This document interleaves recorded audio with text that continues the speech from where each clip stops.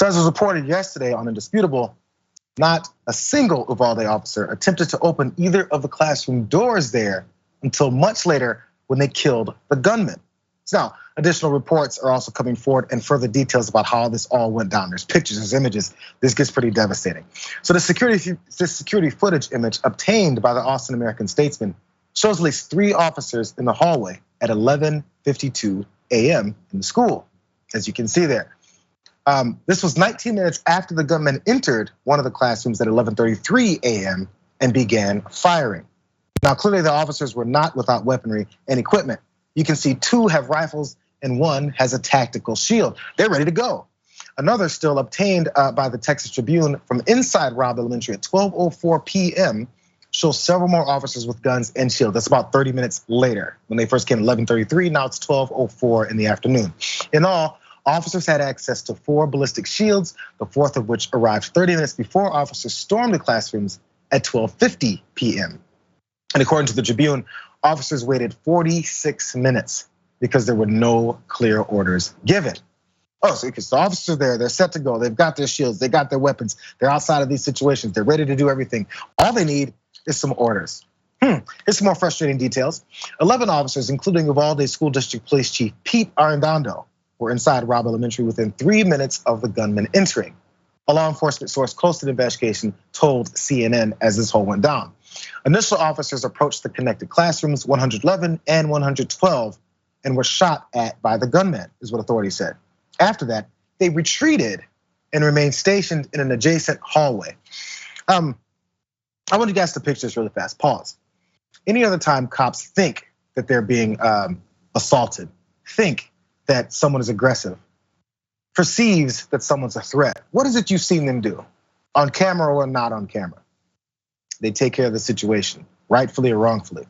We're gonna get to more about why that didn't happen here. So they didn't approach the door again for almost an hour. And according to reports, in the first minutes of their response, an officer also said a Halligan, a firefighting tool that is used for forcible entry, was on scene. And that's according to the Tribune. However, the tool wasn't brought into the school until an hour after officers arrived and was never even used.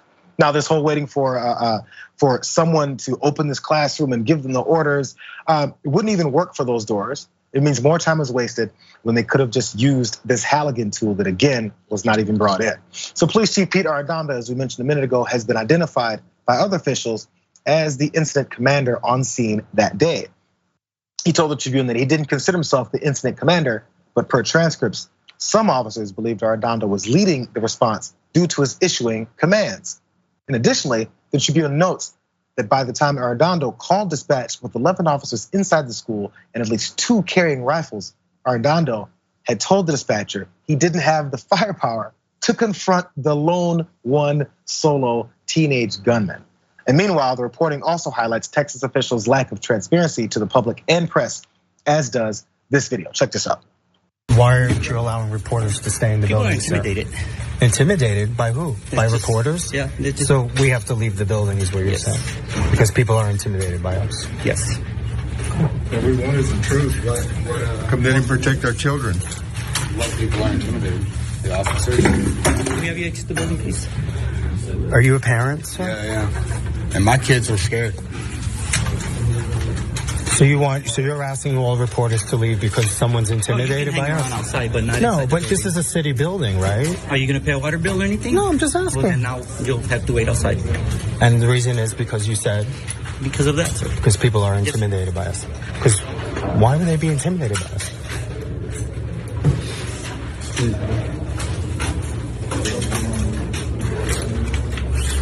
Can I ask you why they would be intimidated by us? No, sir, I can ask you to leave again, please. I understand that, but why would they be intimidated by us? Has someone complained to you, sir, about being intimidated? Actually, yes. Like who? We actually had a lady that had a panic attack last week. Because reporters were in the room? Yeah, she just freaked out. Waz, let's reset here and talk about what we've seen. All the details about who they were running away from, backing away, not in a classroom, not receiving orders from this particular leader of theirs. But when parents come in and want answers, intimidation is the word. I think we're worried about you guys being here. Parents of murdered children. That's intimidation. And he also said, I'm not gonna tell you to leave again.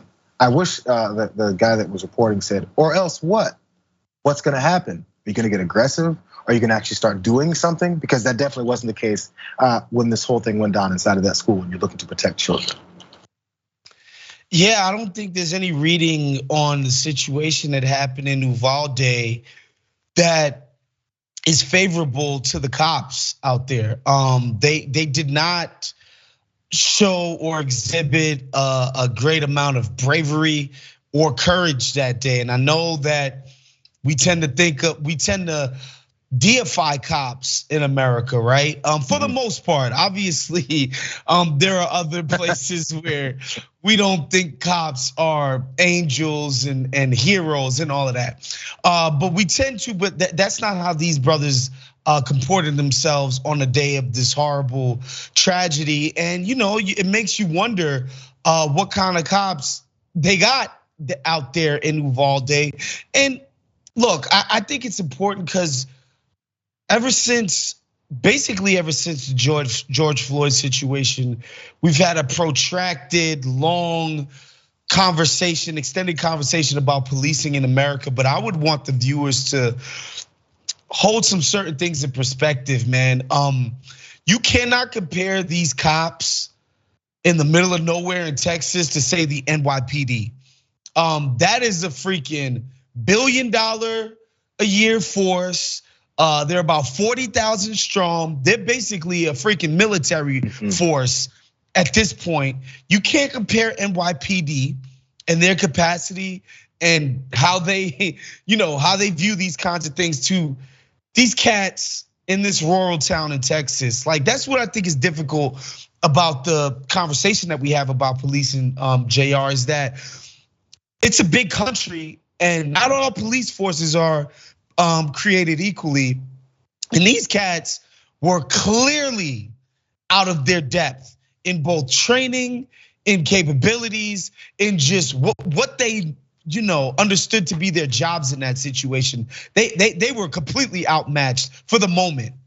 I think also with that in mind, if we're gonna talk about that, which that actually does make sense, I can see that, is so therefore, how do we even that playing field? How do we avoid someone with the semi-automatic weapon that then fires at them and they go, oh my God, oh my God.